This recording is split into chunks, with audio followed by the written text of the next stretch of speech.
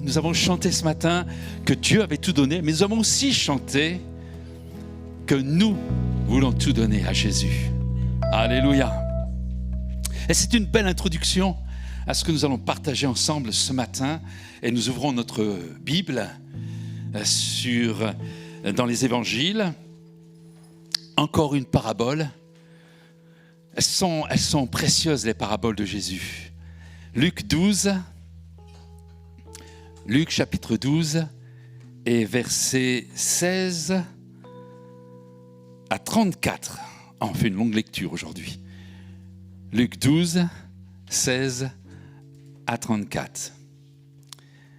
Et Jésus leur dit cette parabole. Les terres d'un homme riche avaient beaucoup rapporté. Et il raisonnait en lui-même, disant « Que ferai-je ? Car je n'ai pas de place pour serrer ma récolte. » Voici, dit-il, voici ce que je ferai. J'abattrai mes greniers, j'en bâtirai de plus grands, j'y amasserai toute ma récolte et tous mes biens, et je dirai à mon âme, tu as beaucoup de biens en réserve pour plusieurs années. Repose-toi, mange, bois et réjouis-toi. Mais Dieu lui dit, insensé, cette nuit même, ton âme te sera redemandée. Et ce que tu as préparé, pour qui sera-t-il ? Il en est ainsi de celui qui amasse des trésors pour lui-même et qui n'est pas riche pour Dieu. Jésus dit ensuite à ses disciples, c'est pourquoi je vous dis, ne vous inquiétez pas pour votre vie de ce que vous mangerez, ni pour votre corps de ce que vous serez vêtus. La vie est plus que la nourriture et le corps plus que le vêtement. Considérez les corbeaux, ils ne sèment, ni ne moissonnent, ni n'ont ni cellier, ni grenier, et Dieu les nourrit. Combien ne valez-vous pas plus que les oiseaux ? Qui de vous, par ses inquiétudes, peut ajouter une coudée à la durée de sa vie ? Si donc vous ne pouvez pas même la moindre chose, pourquoi vous inquiétez-vous du reste ? Considérez comment croissent les lys s'ils ne travaillent ni ne filent. Cependant, je vous dis que Salomon même, dans toute sa gloire, n'a pas été vêtu comme l'un d'eux. Si Dieu revêt ainsi l'herbe qui est aujourd'hui dans les champs et qui demain sera jetée au four, à combien plus forte raison ne vous vêtira-t-il pas, gens de peu de foi ? Et vous ? Ne cherchez pas ce que vous mangerez et ce que vous boirez, et ne soyez pas inquiets. Car toutes ces choses, ce sont les païens du monde qui les recherchent. Votre Père sait que vous en avez besoin. Cherchez plutôt le royaume de Dieu, et toutes ces choses vous seront données par-dessous.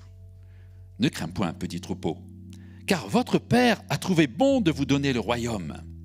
Vendez ce que vous possédez, donnez-le en aumône, faites-vous des bourses qui ne s'usent point, un trésor inépuisable dans les cieux, où le voleur n'approche point et où la teigne ne détruit point, car là où est votre trésor, là aussi sera votre cœur. Amen. Et à la fin de cette lecture, nous allons tous chez le notaire, et puis nous vendons tous nos biens. Alléluia.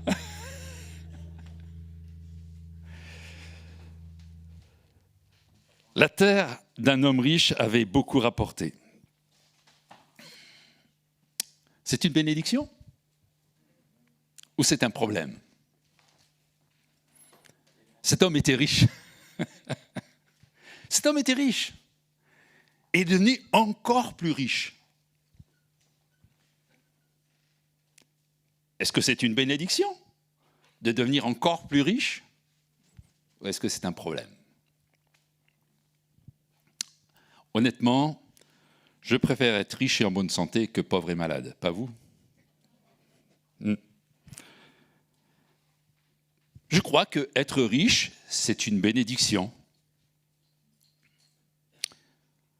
Et bien sûr que la pauvreté, c'est un problème. Mais si être riche n'est pas un problème, la difficulté du riche est grande quand même. Elle est grande dans cette bonne gestion de ses richesses. Contrairement à ce qu'on pourrait croire, il est plus facile de gérer un budget quand on n'a rien, ou pas grand-chose, que de gérer un budget important quand l'argent coule à flot. Je ne sais pas si vous êtes arrêté sur ces nombreux milliardaires qui ont terminé leur vie ruinés. Alors, c'est pas, je vais vous parler d'un chanteur, non pas que j'apprécie beaucoup ce chanteur, mais ça m'a impressionné sa fortune. Vous connaissez ce que Michael Jackson a gagné durant sa vie?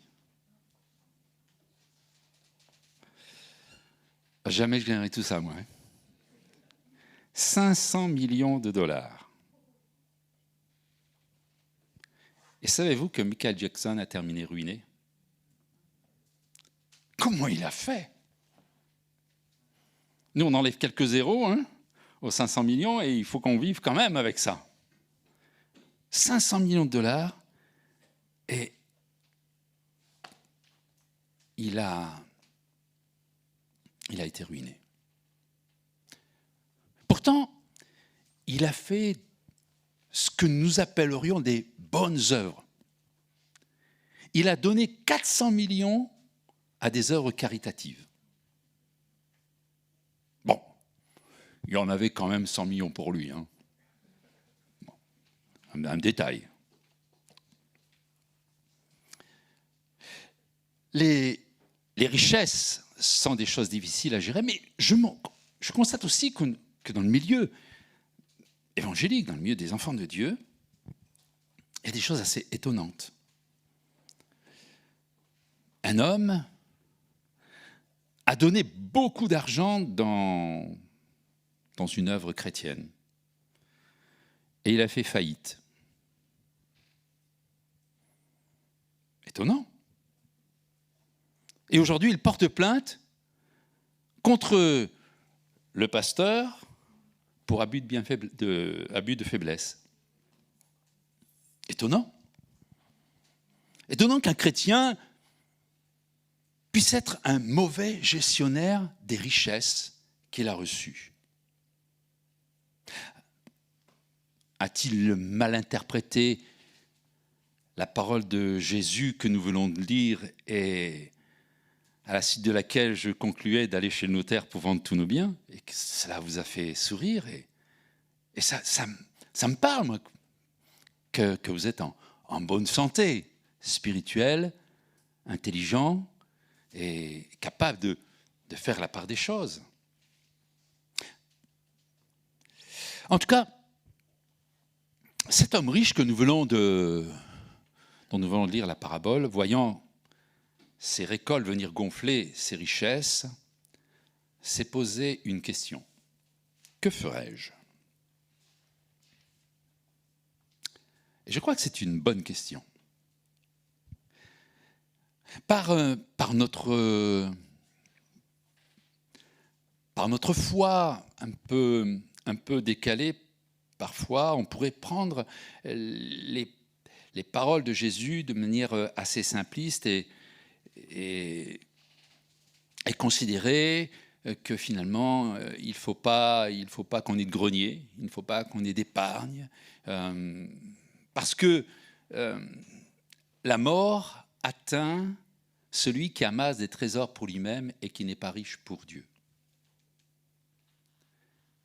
Et sur la base de cette parole, certains manipulateurs, que j'appellerais faux pasteurs, talentueux, non, malgré tout, sont capables de détourner cette parole de Dieu, la parole de Jésus, pour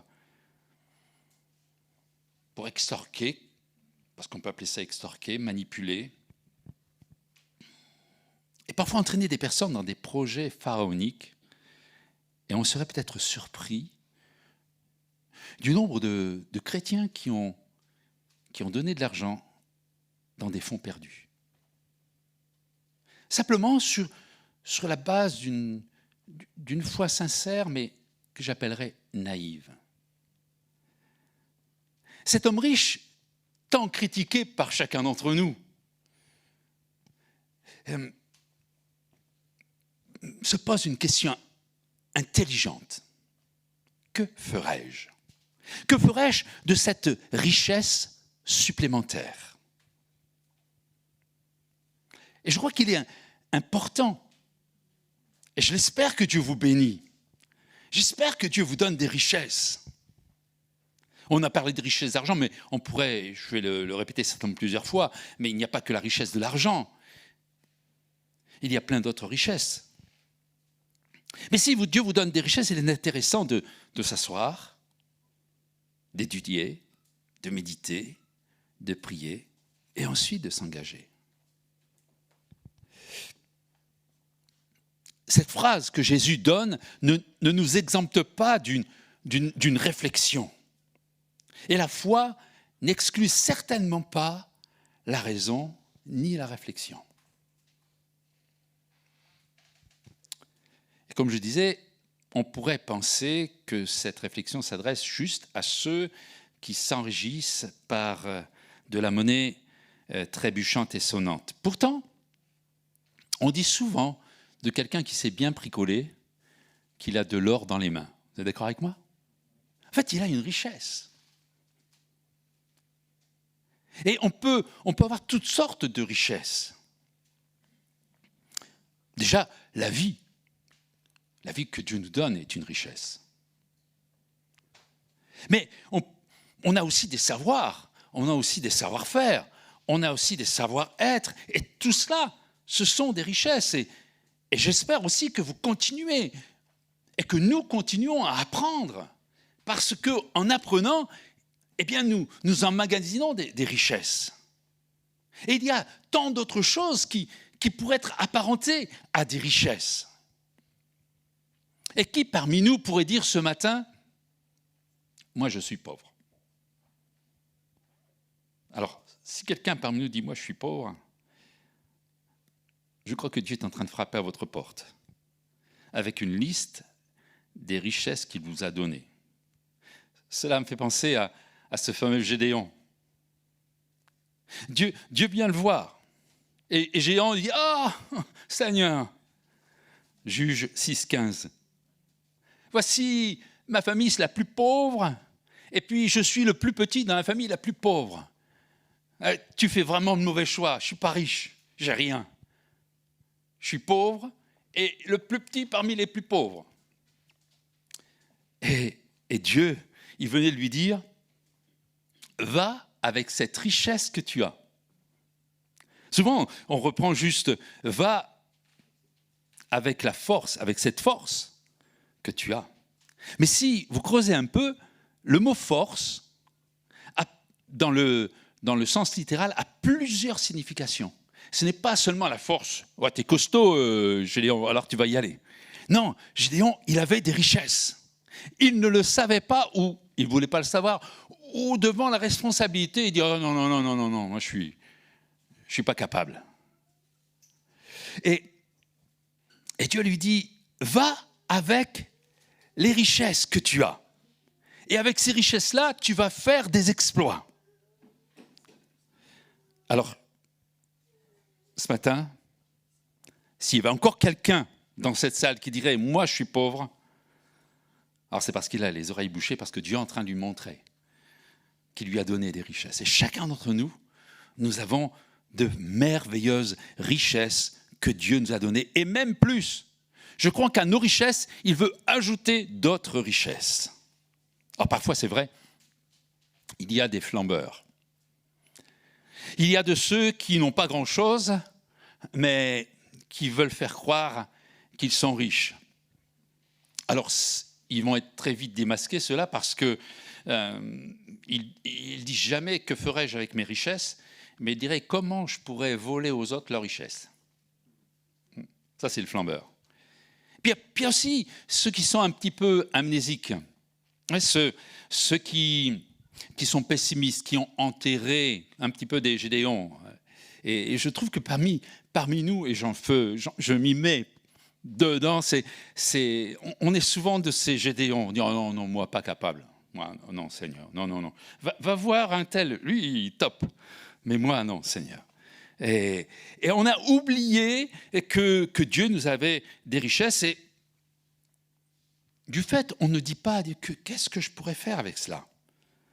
Parce qu'on répond tout de suite, non mais c'est pas possible, c'est juste pas possible. Et puis il y a les cachotiers, les timides qui cachent leur talent. Ils savent bien qu'ils ont des richesses, mais ils les cachent. Ils les enfouissent dans la terre. Ah, vous savez que c'est dangereux de faire ça, hein, de mettre ses talents et de ne pas les faire fructifier. Et ce matin, si tu veux connaître tes richesses, alors écoute ton cœur. Nous l'avons lu dans Luc 12, 34. Car là où est votre trésor, là aussi sera votre cœur. Et comme je l'avais partagé dimanche passé, c'est simple de savoir ce qu'il y a dans notre cœur. C'est juste d'écouter ce qui sort de notre bouche, car c'est de l'abondance du cœur que la bouche parle. Luc 6, 45. Et le riche de la parabole avait des paroles qui sortaient de sa bouche. Je ne sais pas si vous êtes arrêté quelques instants sur ce qui sort de la bouche du riche, mais en fait, il y a deux mots qui sortent de la bouche du riche. Je, moi. On sait tout de suite ce qu'il a dans son cœur. Voici ce que je ferai.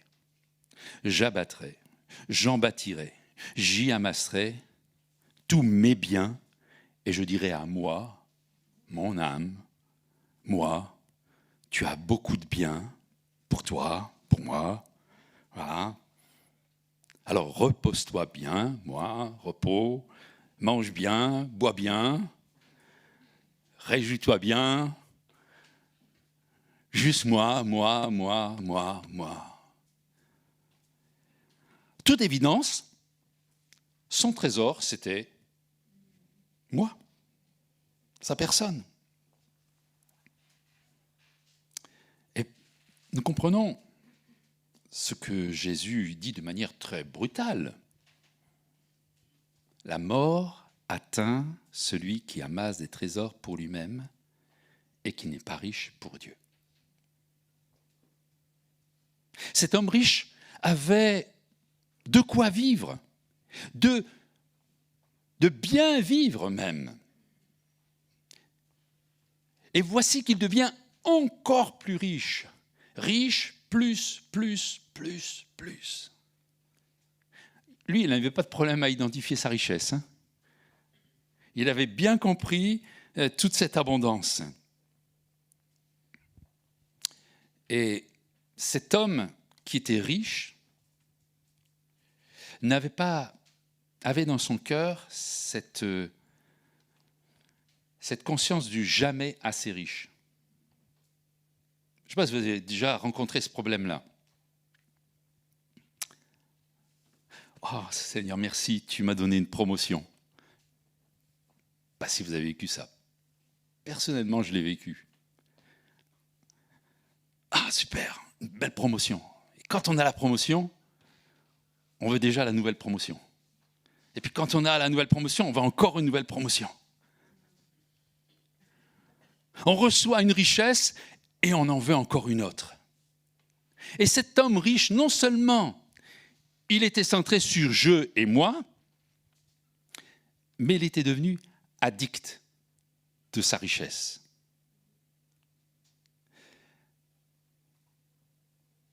Il était riche, il en avait largement assez pour lui, mais j'abattrai mes greniers, j'en ferai de plus grands, j'en amasserai encore, et encore, et encore. Et à sa réponse, à sa question, à cette bonne question, que ferais-je ? Il les montre juste qu'il est addict à sa fortune.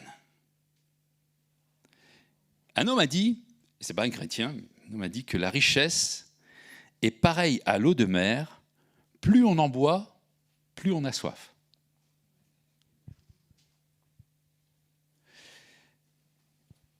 force est de reconnaître que c'est bien vrai. Il a de grandes réserves, mais il veut en construire encore de plus grandes et encore de plus grandes. Jamais assez, jamais assez. Jamais satisfait dans ce qui subvient à nos besoins de chaque jour. Et il y a une tendance à avoir cette recherche compulsive de toujours plus, toujours plus. Et c'est vraiment ça le sens même de l'addiction. Dans le langage chrétien, enfant de Dieu, on pourrait dire esclave. Esclave malgré nous. Parce que parfois, ça peut être dans des choses qui pourraient qualifier de biblique, de la foi, de l'évangile. Seigneur, bénis-moi encore plus, Seigneur, encore plus, encore plus. Alors, la bénédiction, ce n'est pas un péché. Hein. La richesse, ce n'est pas un péché. Mais utiliser ces richesses, utiliser ces bénédictions, utiliser ces talents de manière déraisonnable pour simplement satisfaire notre ego, notre confort, notre notoriété, alors la fortune devient un péché. La richesse devient péché. Notre talent devient péché. Parce que c'est juste pour nous. Ce matin, on pourrait demander aux musiciens, au groupe de louanges, à chacun, t'as fait ça pour qui? Pour qu'on te dise, waouh, t'as une belle voix. Et les musiciens et les choristes pourraient demander au pasteur que je suis, mais t'as fait ça pour qui, toi? Juste pour te pavaner sur l'estrade, pour qu'on te voie sur Internet, pour qu'on connaisse ton nom. Pourquoi tu lui as fait ça? Ce riche, il se préparait un avenir confortable. Même plus que confortable. Il y avait juste un point qu'il n'avait pas pris en compte. Il n'avait pas envisagé la durée de sa vie. Il n'avait pas envisagé que le lendemain, les greniers seront pleins, la notoriété sera là, les richesses seront là, mais elles ne serviront plus à rien pour lui parce qu'il aura quitté cette terre et il sera juste servi pour lui-même. C'est-à-dire dans cette dimension terrestre, dans cette dimension d'une vie passagère. J'aimerais qu'on puisse se poser ce matin une question simple. Que ferais-tu, et je la pose à moi, que ferais-je si tu savais que cette nuit, tu quitterais cette terre? Tu passerais de l'autre côté. Véritable question. Je suis sûr que ce riche, avec toute cette récolte abondante, il se serait dit, puisque demain je ne suis plus là, ça ne sert vraiment à rien que je fasse des greniers. Ça ne sert à rien que j'amasse des choses. Parce que si bien demain je ne m'en servirai pas. Alors, les amis, venez, servez-vous. C'est quelque chose de tout à fait logique. Vivre aujourd'hui comme si demain nous devrions partir. L'apôtre Pierre, dans la première épître, chapitre 2, verset 11, dit « Bien-aimés, je vous exhorte, comme étrangers et voyageurs sur la terre, à vous abstenir des convoitises charnelles qui font la guerre à l'âme. » Vous savez, ce moi. Alors c'est vrai que certaines personnes ne croient pas, mais ce ne sont pas parmi nous. J'espère que derrière l'écran, il n'y en a pas aussi, mais s'il y en avait, qu'à la fin de ce culte, elles changent d'avis. Certaines personnes ne croient pas que la mort est juste un passage. Elle croit que tout s'arrête là. Et pour ces personnes-là, c'est finalement assez simple. C'est cette pensée de Paul dans la première épître au chapitre 15, verset 32. S'il n'y a pas de résurrection, s'il n'y a pas de vie après la mort, si les morts ne ressuscitent pas, mangeons et buvons, car demain nous mourrons. Profitons à fond de nos richesses aujourd'hui. Faire des greniers pour demain, on risque de ne pas les utiliser. Mais si je crois qu'il y a une vie après la vie, s'il y a une très longue vie après la très courte vie sur cette terre, alors là, soudain, on prend conscience, où est-ce qu'il vaut mieux investir? Est-ce qu'il vaut mieux investir pour les 95, 100 ans? On est heureux d'avoir parmi nous quelqu'un qui a plus de 90 ans. Mais est-ce que c'est raisonnable de tout investir pour ces 90 ans, alors qu'après, il y a une éternité? Si je peux choisir entre l'investissement pour les 90 ans ou l'investissement pour l'éternité, moi, mon choix, il est fait. Pas vous. On va choisir d'investir pour l'éternité. Et après une très courte réflexion, pas besoin de passer des heures là-dessus, mais on est d'accord pour dire qu'il faut investir un minimum pour la vie de cette terre, en cible d'avoir juste ce qu'il faut pour vivre correctement. Proverbe 30, 8, 9 dit « Ne me donne ni pauvreté ni richesse, accorde-moi le pain qui m'est nécessaire, de peur que dans l'abondance je ne te renie et ne dise qui est l'Éternel, ou que dans la pauvreté je ne dérobe et ne m'attaque au nom de Dieu. » Ça doit être notre prière, ça. Parce que si j'ai des richesses nombreuses, c'est que Dieu me donne aussi une capacité de gérer ces richesses nombreuses. Parce que si nous ne gérons pas correctement ces richesses, la mort atteint celui qui amasse des trésors pour lui-même et qui n'est pas riche pour Dieu.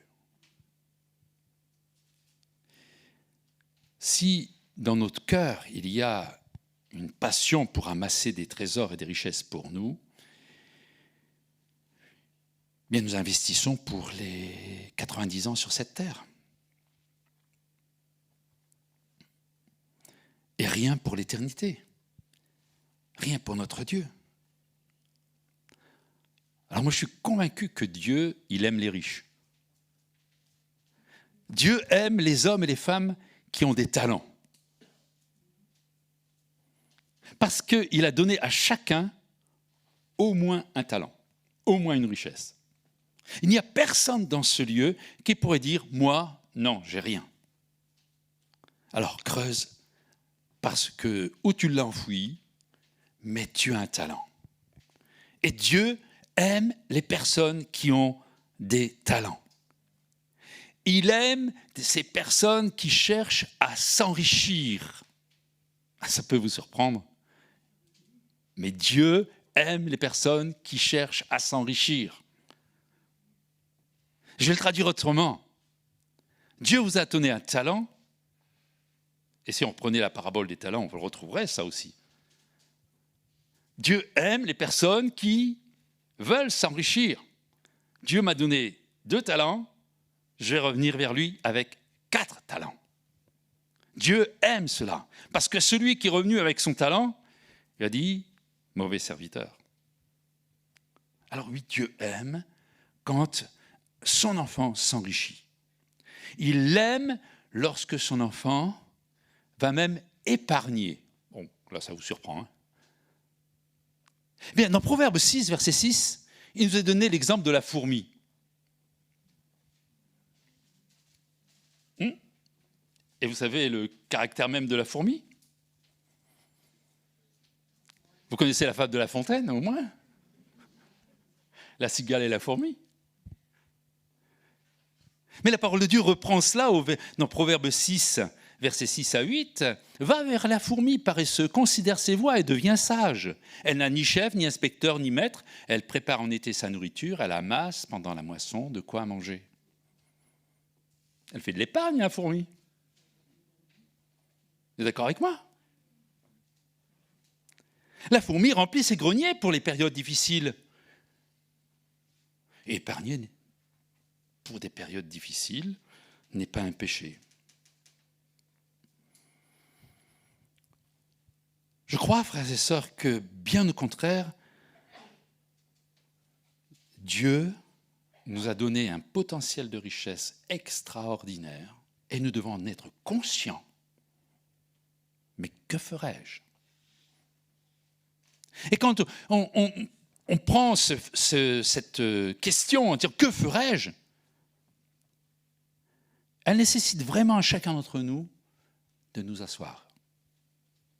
La première richesse que Dieu vous a donnée, c'est la vie. Que feras-tu? Que fais-tu de ta vie?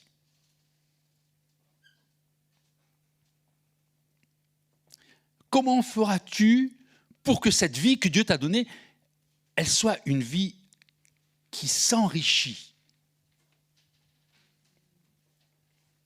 Et bien souvent, c'est rare que l'on s'enrichisse sans rien faire. Bon, d'accord, il y en a qui jouent au loto. Mais il n'y en a qu'un seul qui s'enrichit. Il y en a des millions qui s'appauvrissent.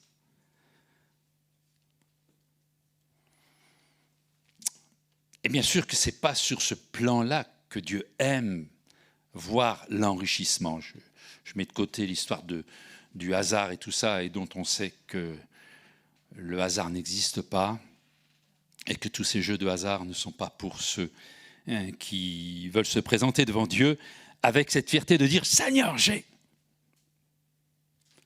t'apporte mes richesses ». En général, la richesse s'obtient par beaucoup de travail, beaucoup de fatigue, beaucoup d'investissement personnel. Regarde la fourmi, elle est au travail en permanence. Je ne sais pas si ça vous est arrivé. Personnellement, j'aime bien regarder les animaux. Et je trouve extraordinaire les fourmis. Comment elles bossent, mais elles n'arrêtent pas. Elles sont organisées en rang, les unes derrière les autres, et elles transportent des choses énormes.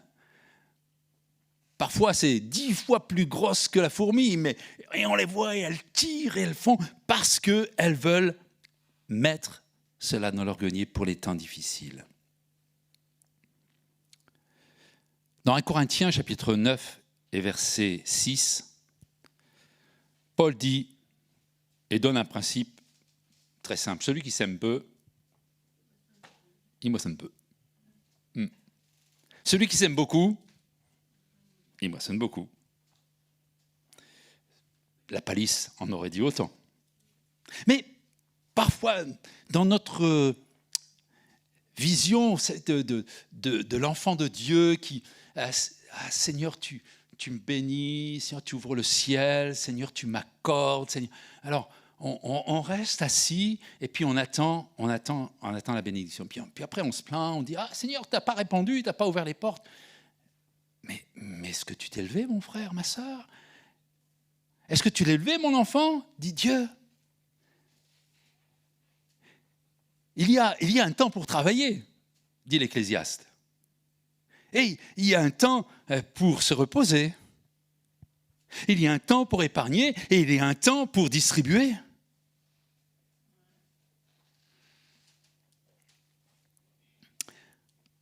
Parce que je crois que Dieu, oui, se réjouit de voir ses enfants qui s'enrichissent. Et quand je dis enrichir, je le répète encore une fois, il ne s'agit pas juste de l'argent.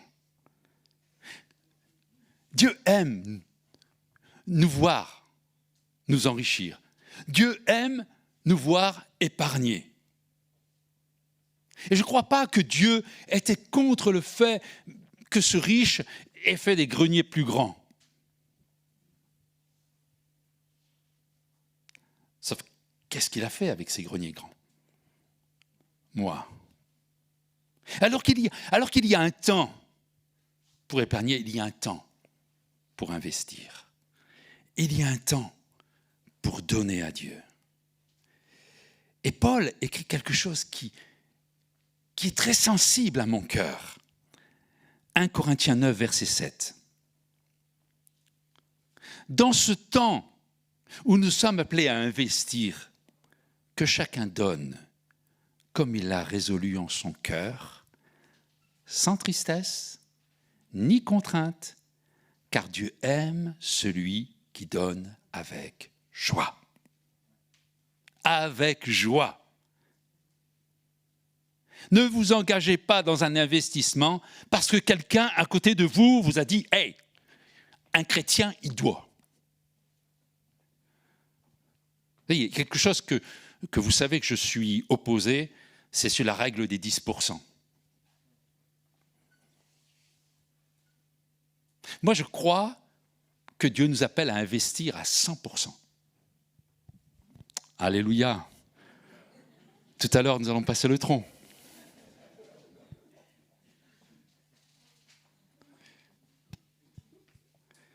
Oui, selon notre cœur. Selon notre cœur. Paul a donné une réponse claire à cette phrase provocatrice de Jésus. Parce que bien sûr qu'elle nous provoque. La mort atteint celui qui amasse des trésors pour lui-même et qui n'est pas riche pour Dieu. Donne selon ton cœur et avec joie. Investis selon ton cœur et avec joie. Et je suis convaincu que ce que Dieu va mettre dans notre cœur, et que ça ne vient pas du pasteur qui a forcé la main ou d'un frère qui nous a donné un enseignement ou que sur Internet, il y a un beau pasteur avec tout des choses assez influentes et talentueuses et capables de nous détourner pour nous dire « Ah, il faut que je ». Et ce chrétien qui, dans cette église, a fait ainsi « Il faut que je ». Ensuite, s'est retourné contre son pasteur pour dire abus de faiblesse.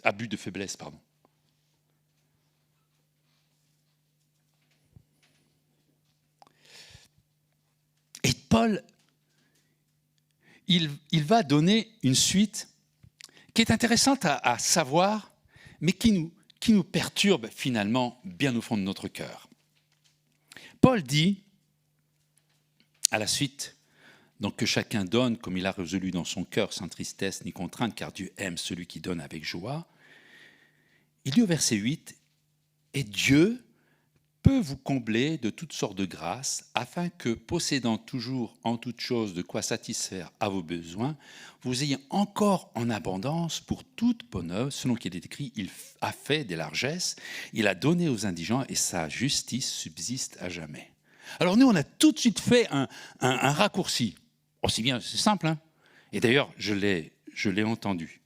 J'étais, il y a des années de cela, nous avions des actions dans le centre Sonacotra à Vernon. Et il y a eu différentes églises qui sont venues. Il y avait donc une église dont je tairai le nom, qui faisait des petites réunions dans ce centre Sonacotra. Et donc j'ai assisté à l'une d'entre elles. Et j'étais effaré. Nous étions devant des personnes qui étaient en grande difficulté, peut-être même parmi nous. Il y a de ceux qui ont fréquenté ces lieux difficiles, des lieux de souffrance, des lieux de déchirement, où la pauvreté règne, parce que les moyens qui sont donnés, même si, béni soit Dieu, que la France accompagne aussi ces personnes-là, mais les moyens sont faibles. Et ce pasteur a donné, je vais le mettre en raccourci, ce qu'il disait, Si vous avez 100 € dans votre poche, et souvent c'était toute leur fortune, alors donnez-le au Seigneur, en fait, donnez-le au pasteur, donnez-le au Seigneur, et puis Dieu va vous donner une Mercedes. Quelle horreur! Quelle horreur! J'étais détruit d'entendre cet évangile-là. Cet homme osait, je vais le dire, voler ce qu'il leur fallait pour vivre, parce que c'est 100 € qu'ils avaient dans la poche. Et j'ai vu des personnes le faire. Sortir ce billet qui était pour manger. Le donner en disant, Dieu va. Sauf qu'ils sont repartis et ils avaient juste moins 100 €, ce qui faisait 0 dans leur poche. Alors, on a vite fait de détourner le sens de la parole de Dieu. Dieu aime quand un homme investit selon son cœur, mais jamais sous influence ou sous pression d'une mentalité ou d'un discours dispendieux qui exige une grande dépense. Dieu aime des enfants de Dieu qui réfléchissent.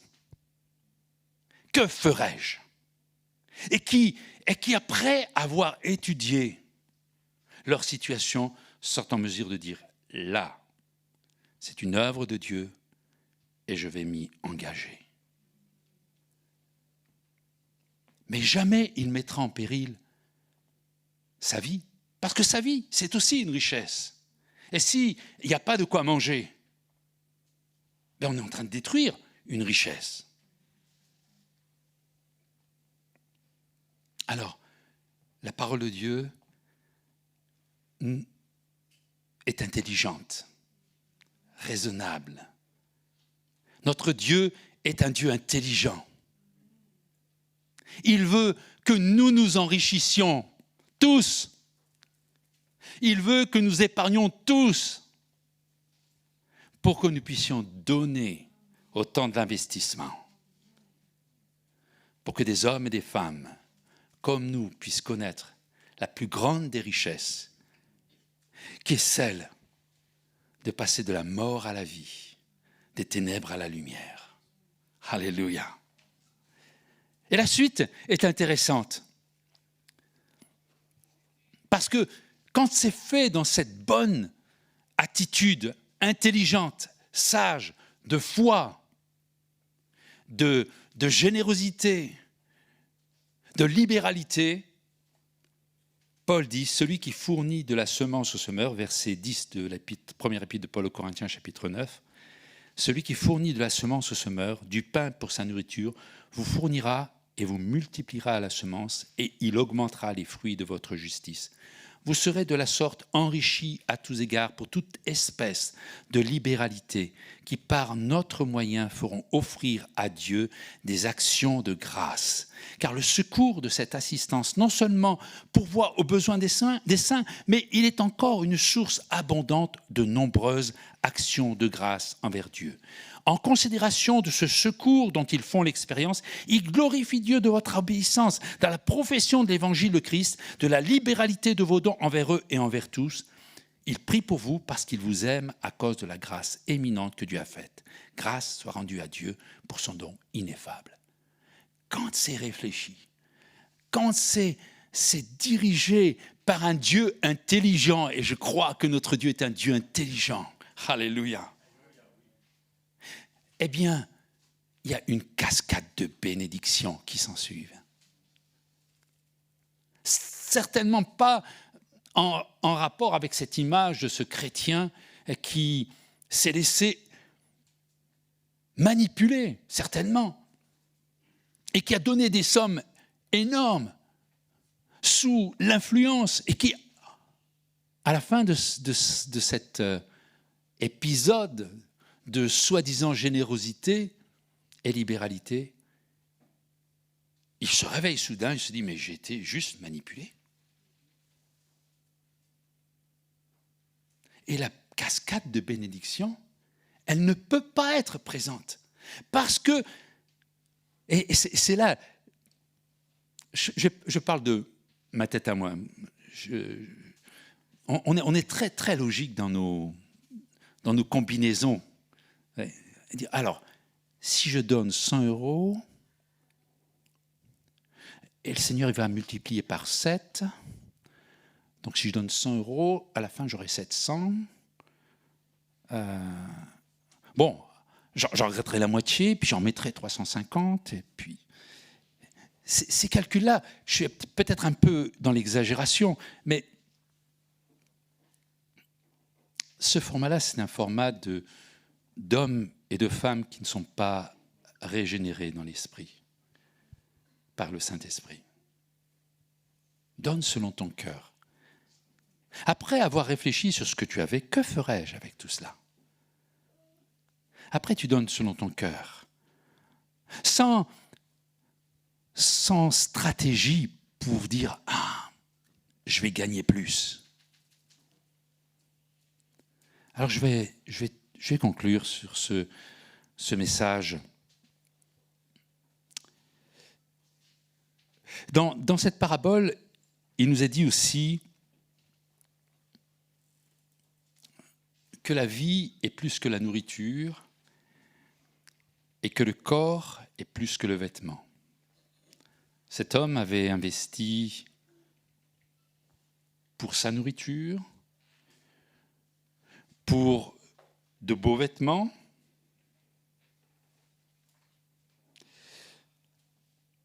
et je me suis arrêté quelques instants en réalisant que c'est quand même compliqué dans notre nature d'investir pour Dieu. Aussi bons chrétiens que nous pouvons être, aimant le Seigneur. Parce que ce n'est pas chose naturelle d'investir pour la vie plutôt que pour la nourriture. Que ce n'est pas tellement chose naturelle que d'investir pour le corps et que par principe on aurait plutôt tendance à investir pour le vêtement. Des hommes intelligents, sur cette terre, il y en a, merci Seigneur, ils ont étudié le comportement des hommes. Et vous connaissez pour la plupart cette pyramide de Maslow. Et en fait, par l'étude, on s'aperçoit que les hommes et les femmes que nous sommes, nous avons tendance à vouloir investir pour la nourriture, pour le vêtement, pour ces choses physiques et qui répondent à l'immédiat et qui n'auront aucun impact pour le futur, parce qu'on va répondre à l'immédiat. Et cet homme riche que nous critiquons, et que vous et moi disons, oh, ce riche-là, il n'a rien donné pour Dieu. Mais il est juste le représentant de ce que nous sommes. Par nature, on a ce désir de satisfaire notre quotidien. Manger, boire, s'habiller, dormir. Et Jésus dit, hop, c'est pas là-dessus qu'il faut passer son temps. C'est pas sur ces choses-là qu'il nous faut investir. Je pose encore une question indiscrète ce matin. Quel budget consacrez-vous à la nourriture et aux vêtements? Intéressant de se poser cette question. Parce que c'est d'une part non négligeable dans notre budget. Et là, on est dans ce dilemme, et ce riche, il nous confronte quand même. Il nous confronte parce que même s'il y a un petit côté moi, même s'il y a un petit côté addict à la richesse, c'est le fond de son cœur, c'est de dire, ben oui, mais il faut bien que je mange, et que je mange bien, il faut bien que je m'habille, et que je m'habille bien. Et c'est vrai qu'il faut manger, qu'il faut dormir, qu'il faut s'habiller. Mais Jésus dit, n'investissez pas dans ses besoins primaires. Ne donnez pas à la nourriture, aux vêtements, une importance telle qu'elle vous paralyse. Vous savez, l'inquiétude. On est tellement focalisé sur ces choses. Parce que c'est naturel. Et parce qu'on est centré sur ces sujets-là, ces besoins naturels. Je vais prendre un autre point qui est tellement évident. Qui parmi nous n'a jamais dit « Ah mais moi j'ai pas le temps hein. ».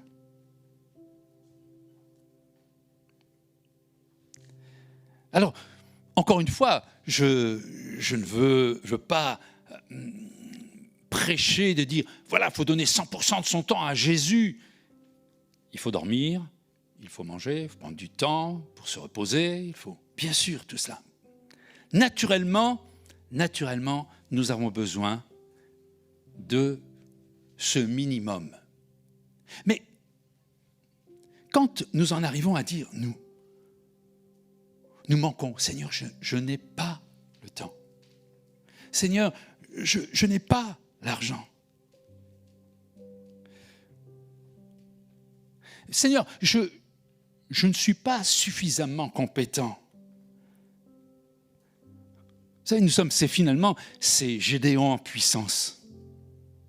C'est tellement naturel. C'est tellement naturel.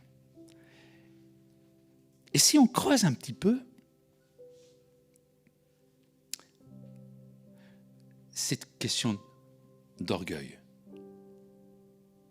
Parce qu'on est très ingénieux pour dire, Seigneur, tu comprends, il faut quand même bien qu'on mange, il faut bien qu'on lit. Et puis le pasteur l'a dit, voilà, il faut pas être en faillite après tout cela. Hein. Donc, Seigneur, j'ai pas d'argent, j'ai pas le temps, je suis pas bon nulle part. C'est juste s'opposer à ce que Dieu a décidé de faire de nous en nous plaçant sur cette terre. Parce que vous le savez, vous et moi, que nous sommes sur cette terre pour un projet de Dieu. Imaginez que Dieu aurait mis sur cette terre des hommes et des femmes qui sont des incapables. Je ne crois pas. Dieu a donné des richesses à chacun d'entre nous. Et lorsque nous disons, Seigneur, moi non, je ne peux pas, j'ai rien.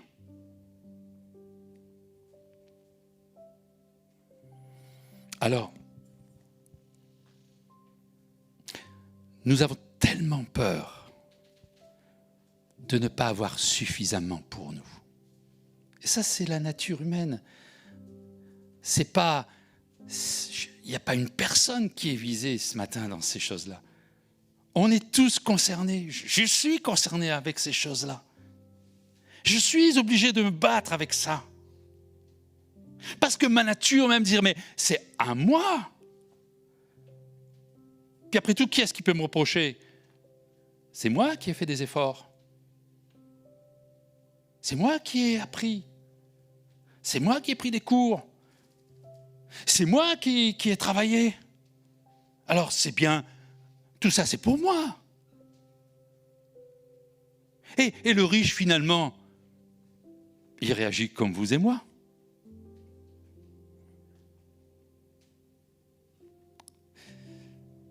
Mon argent, ma maison, ma voix, mon travail. Et tout cela, ça vient juste de la générosité et de la libéralité de notre Seigneur et de notre Dieu Tout-Puissant, qui nous a donné des choses excellentes afin que nous les perfectionnons, que nous les enrichissions, que nous en mettions aussi à part une épargne pour mieux investir dans l'œuvre de Dieu.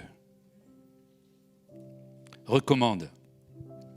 Paul écrit à Timothée dans la première épître, chapitre 6, verset 17, recommande aux riches, chacun d'entre nous, Le riche, ce n'est pas celui qui a la grosse voiture. Hein, non. Chacun d'entre nous sommes riches. Recommande aux riches du présent siècle de ne pas être orgueilleux, de ne pas mettre leur espérance dans des richesses incertaines, mais de la mettre en Dieu qui donne avec abondance toutes choses pour que nous en jouissions. Vous avez déjà arrêté là-dessus? Dieu donne avec abondance toutes choses pour que nous en jouissions. Et il n'est pas contre. Il n'est pas contre que nous vivions du bonheur parce que nous avons un talent, parce que nous avons un peu d'argent, parce que nous avons une belle vie. Réjouissez-vous, jouissez des choses que Dieu vous a données. Alléluia. C'est pas péché ça. Recommande-leur de faire du bien, d'être riche en bonnes œuvres, d'avoir de la libéralité, de la générosité et de s'amasser ainsi pour l'avenir un trésor placé sur un fondement solide afin de saisir la vie éternelle. Nous avons reçu une abondance et nous sommes appelés à en jouir, être heureux dans cette abondance. Et parce que nous serons heureux, parce que nous serons pleinement satisfaits, on ne peut que regarder vers Dieu et dire « Seigneur, que ferais-je? Tu me bénis tellement. » Quelqu'un dit « Moi, je ne suis pas béni, moi. » Alors, arrête-toi, Gédéon. Et regarde, Dieu t'a donné une force, une richesse, et va avec cette richesse. Tu as une richesse. Et lorsque tu vois cette richesse, qui te bénit, cette richesse que tu sais qu'elle va fructifier parce que tu vas la travailler, parce que tu vas la développer. Le riche, il a semé. Ah oui, Dieu y a mis sa patte. Il y a eu une belle récolte. Mais derrière tout ça, Dieu voulait qu'il investisse. Qu'il investisse dans son prochain, qu'il investisse dans l'œuvre de Dieu, qu'il investisse en Dieu. Recommande-leur de faire du bien. Et avec ta richesse, tu peux faire du bien. Et c'est bien de s'interroger ce matin, mais aussi demain et après-demain. Seigneur, tu m'as donné une richesse. Et c'est bon d'avoir ces choses. Alors comment je peux faire du bien avec les richesses que tu m'as données? Comment je peux bâtir des projets bénissants, des bonnes œuvres? Parce que les bonnes œuvres, c'est ça, c'est des projets qui bénissent. Seigneur, je veux vraiment faire cela parce que tu me bénis tellement. Et je crois que Dieu nous bénit les uns et les autres. Oui, il y a des combats. Oui, il y a des oppositions. Oui, il y a des difficultés. Oui, la vie n'est pas un long fleuve tranquille. Mais je suis convaincu que notre Dieu nous a déversé dans nos belles sacoches des richesses, des sacoches de notre vie, des richesses à sa dimension.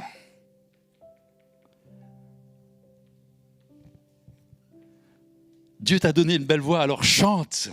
Chante pour toi, mais chante pour les autres aussi. Alléluia. Dieu t'a donné un don d'accompagnement. Eh bien, accompagne les personnes. Dieu t'a donné je ne sais quelle richesse. Alors oui, réjouis-toi. Et puis, ouvre ton cœur. Alors dans ce sens, je terminerai par cette parole de Jésus, du texte que nous avons lu ensemble, et que vous pourrez comprendre maintenant, en tout cas certainement pour la plupart d'entre nous, même avant, mais au travers de cette méditation, nous dire, Jésus dit, vendez ce que vous possédez, donnez-le en aumône, faites-vous des bourses qui ne s'usent point, un trésor inépuisable dans les cieux, où le voleur n'approche point et où la teigne ne détruit point. Car là où est votre trésor, là aussi sera votre cœur. Jésus, dans ses paroles radicales, vient nous interpeller ce matin sur notre libéralité, sur notre générosité pour Dieu et pour notre prochain. 10%, c'est trop peu, c'est pas assez. c'est peut-être compliqué. C'est pas ça qui est l'essentiel. L'essentiel, c'est qu'est-ce qu'il y a dans ton cœur. À chacun d'investir pour l'éternité, en toute liberté, selon son cœur et avec joie, afin que l'œuvre de Dieu avance, afin que dans l'éternité, nous entendions cette voix qui nous dit « Waouh, toi t'es un bon, t'es bien investi. Entre dans la joie de ton maître. » Seigneur, nous plaçons devant toi maintenant. Te prions que cette parole, Seigneur, elle dépasse, Seigneur, les dimensions limitées de mes compétences à partager ce message de l'Évangile. Seigneur, que le Saint-Esprit vienne toucher nos cœurs. Que le Saint-Esprit vienne nous donner cette touche que toi seul peux nous donner pour que nous soyons pertinents dans nos investissements pour toi. Pour que nous sachions couper ces liens de notre vieille nature qui nous centrent sur nous-mêmes. Père, je bénis ton nom. Parce que nous pouvons, avec toi, faire des exploits, nous dépasser. Seigneur, je te prie vraiment d'agir dans chacun de nos cœurs, avant que cette parole qui vient de toi puisse faire son œuvre dans nos cœurs et que nous soyons ensemble des bons ouvriers dans ta moisson. Père, béni soit ton nom, dès maintenant et à jamais. Amen. Alléluia, Jésus. Gloire à toi.